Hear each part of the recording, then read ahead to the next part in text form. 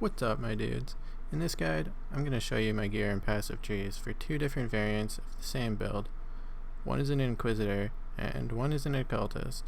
The Inquisitor is much better for boss killing, but not as good for delving. I do think the Occultist will be able to push deeper than the Inquisitor, just because curses are so effective for delves. So with this Inquisitor version of the build, I got to level 99 and depth level 643. I was able to do all of the content in the game very easily, except Uber Elder, but I'm sure if I tried Uber Elder, it would be completely fine. I did end up dying on my Inquisitor to Devourers in a delve. It was a brutal death, but since then I've been doing an Occultist version of the build, where I use Curse effectiveness with Temp Chains and Enfeeble to make it so monsters pretty much can't do anything against me. If it's the start of the league, I definitely recommend starting as Inquisitor, because it can be used to farm currency by killing bosses like Elder and Shaper very easily, and it requires less setup to be as good as the Occultist. The one downside to this build is you can't do it as a league starter because you need Shaper's Touch and you need the Claw, and those aren't usually available that early in the league. This build does work pretty well with just the starting gear, but to get the best possible gear for this build is very difficult, so as you are playing the build, you are probably going to be spending a lot of time upgrading pieces and min-maxing. You probably won't really ever hit the gear cap for this build. Anyways, let's move on to the specifics. Okay, so let's start with my Inquisitor. So, the first thing you need are Shaper's Touch. This is absolutely mandatory for the build, just because of the accuracy you need. And since we're stacking so much intelligence, you get a ton of accuracy from these gloves. But not only is the accuracy really good, everything else benefits the build. We can scale evasion pretty well with a Jade Flask. So we get evasion per 10 intelligence, so it makes our Jade Flask really good. The other mandatory piece is the Claw, Hand of Wisdom in action. This is pretty self-explanatory, it just scales lightning damage with your intelligence. So, we're going to be stacking lots of intelligence. The chest piece, you're going to want to start with Incandescent Heart. This gives you a lot of nice stats. The Leech is very good, and you get elemental damage as extra chaos damage, which really helps with damage in the beginning until you can switch to a Valregalia later on. Later on, you're going to want to switch to something like this with percent intelligence at least on it. But in order to use this, you do need to get a Watcher's Eye with Vitality Leech. This is pretty necessary as you're going to need the leech, and when you switch this chest out you lose that leech. So in order to wear the Valregalia, it does take a bit of currency and time and investment. Other than that, let's go through each piece. So I would recommend getting a helmet enchant, either Vitality or Discipline or Wrath mana reservation. That way we can run 3 auras. And basically, you're just wanting high ES and intelligence. So as you can see, each piece basically does that. The gear on this character was very good. This is not what you're going to usually be starting with. If you want to craft each piece, I would say dense and metallic for your helmet. Probably just dense or dense and bound for your shield, and dense for your boots. Eventually you're going to want to use hollow fossils so that you can get this abyssal socket, but that's quite a while down the line. The belt, you can use prismatic, metallic, and dense fossils for the potential of getting triple LE damage mods.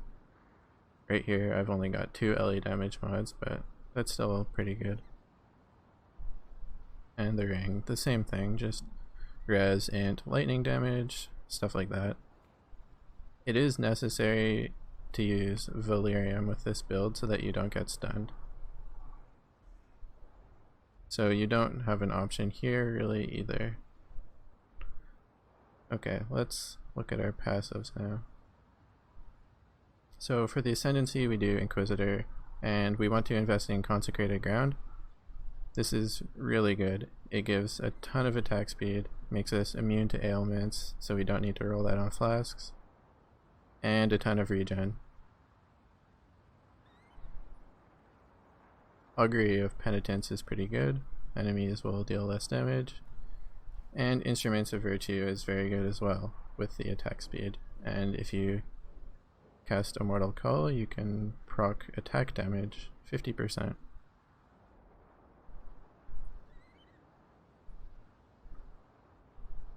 Okay, so this is the build here.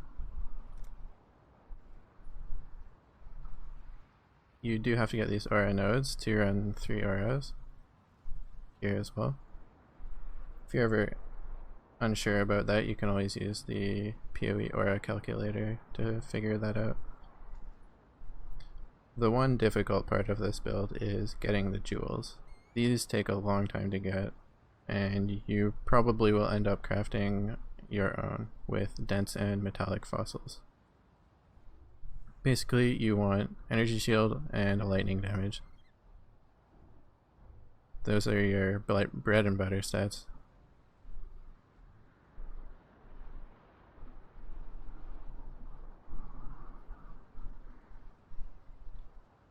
We use Ellie Overload, and here you're going to want to put Unnatural Instinct. Again, this is going to be very expensive, but we can get these 4 lightning nodes, these flask nodes, shield nodes. It's all around just a really good jewel to use here. So that's essentially the Inquisitor version of this build, and I was able to push to depth 643 with this, which was pretty good. Okay, so now let's go into the Occultist version of this build that I am doing. So the gear for this one might be a bit harder to get, but basically we're going into Vile Bastion. This makes it so we can't be stunned, which allows us to not have to use Valerium. The regen you get from this is very nice as well. And we're going to utilize curses so that we can take advantage of Malediction and Profane Bloom. So, for the curses, we're going to be using Enfeeble and Temp Chains with Blasphemy. Eventually, the goal is to corrupt Shaper's Touch to get Curse on hit, and then we can go Tri-Curse. The gear is generally the same for boots, rings, helmet. You probably do want to use bound fossils to try to craft this though. Use bound, dense, and metallic to get the reduced mana reservation, because you will need reduced mana reservation with this build. Right now I'm just using Estramentus. This will get you pretty far with the build. Eventually you're going to want to switch to an amulet like this. I haven't crafted it yet, but I'm going to be doing that very soon. So I'm just going to multi-mod this with the resists I need, percent ES, flat lightning damage, stuff like that. And then I can also switch to this belt here. Right now I'm just using a standard Stygian Vise because I need the resists, but it's not optimal. This is what you want to aim for right here. The claw is the same, and this is our best in slot shield right here. It's Ares Reflection. It's very expensive, but there is no shield that is really better than this. Everything it gives us is useful. The evasion synergizes very well with our Shaper's Touch. Gives a lot of int that can roll up to 60. The energy shield can go higher as well. All res. This build is very resist starved, so the all res is very helpful here. Curse reflection, we don't really use that at all. Unaffected by curses is very nice. Nice quality of life thing where we don't need to run a curse flask, so I can actually run adrenaline on my sulfur and it increases clear speed by quite a decent amount.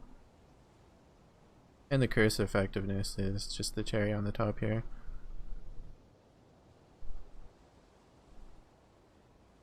I would recommend getting Temp Chain's curse effect as your helmet enchant just to make it that much better, but you don't have to. You can get mana reservation enchants or even just Blade Flurry damage.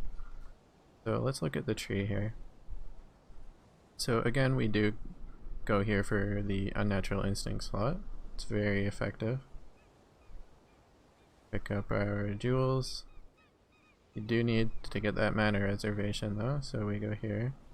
And I did spec into the minion nodes. These are very effective. They give you a lot of damage and attack speed. Over here as well is quite effective. And I do spec into curse effectiveness here and here. Eventually, when I can go triple curse, I will be speccing into here. But I do need 2 level 4 enlightens in order to do that. So I'm not quite there yet. But overall the build is pretty similar. I haven't started pushing delves yet. I'm still around 300. But I think this will be able to go quite farther than my Inquisitor version. So my goal is to get 1000 with this build. And again, I'm still using Incandescent Heart on this character just because I've yet to 6-link my Val Regalia and roll it. But I'm working on that right now and it should be good when I finish that. Anyways, hope you enjoyed the video. If you want to see some of my gameplay, you can follow me at twitch.tv/catpost, where I will be streaming on a regular basis with this build until I die, probably. Now let's watch a nice clip of me dying. Okay, proc the Devourers. That's good. I'm in a good position.